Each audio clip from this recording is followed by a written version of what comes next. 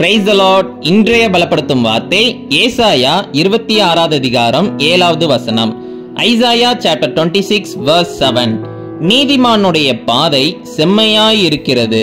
The way of the righteous is smooth. ஹல்லேலூயா.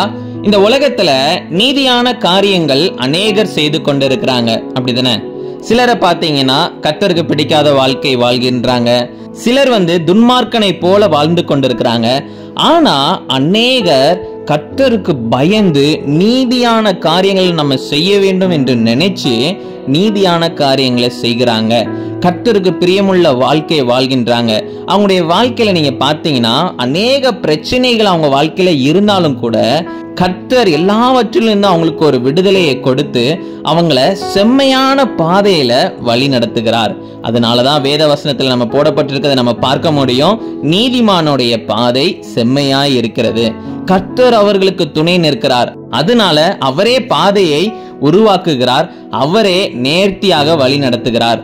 அதனால உங்களுடைய வாழ்க்கையில துன்மார்க்கமா நீங்க வாழ்ந்தீங்கன்னா இந்த நாள்ல இருந்து மனம் திரும்பி நீதியான காரியங்கள் செய்கிற வாழ்க்கை வாழுங்க. நிச்சயம் கர்த்தர் உங்களுடைய வாழ்க்கையை ஆசீர்வதித்து தருவார். நம்மளார் கண்களை மூடி ஜெபிக்கலாம். எங்களை நேசிக்கிற நல்ல தகப்பனே, எசப்பா, பிள்ளைங்க வாழ்க்கையில ஆண்டவரே பாதையை செம்மையாக மாற்றி கொடுத்திருக்கிறீங்க. உமக்கு நன்றி செலுத்துகிறேன் அப்பா. ஆண்டவரே பிள்ளைங்களை கொண்டு பயன்படுத்துங்க. பிள்ளைங்களை ஆசீர்வதிங்க. இன்னும் அநேகருக்கு ஆசீர்வாதமான பாத்திரமாக மாற்றுங்க. நீங்க பிள்ளைங்க மூலமாக மகிமைப்படுங்க. இயேசுவின் மூலம் ஜெபிக்கிறோம் பிதாவே. ஆமேன், ஆமேன், ஆமேன். நீதிமானாக வாழ்கின்ற பொழுது என்றைக்குமே கர்த்தருக்கு ரொம்ப பிடிக்கும். கர்த்தர் உங்களை அதிகமாக ஆசீர்வதிப்பார். நேர்த்தியான வழியில உங்களை நடத்துவார். God bless you. Have a wonderful day.